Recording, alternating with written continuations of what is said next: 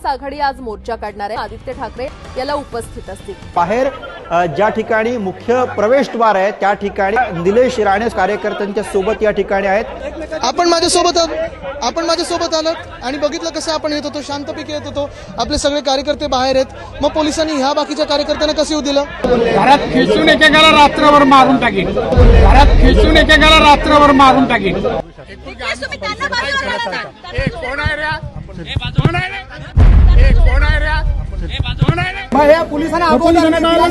सांगितलं होता कसं घडलं हे साले बोलावर येणार आमच्या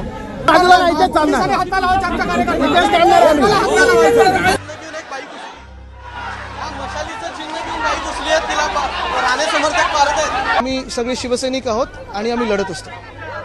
अपेक्षित आहे का हे संपूर्ण महाराष्ट्र देखील आता हे भाजपचं डीएनए आहे, हे भाजपचं डीएनए आहे, हे पाहताय तुम्ही भाजपचं डीएनए। या घटनेने तुम्हाला चीड आली की नाही, दुःख झालं की नाही, वेदना झाल्यात की नाही? झाल्यात तर सगळ्यांना।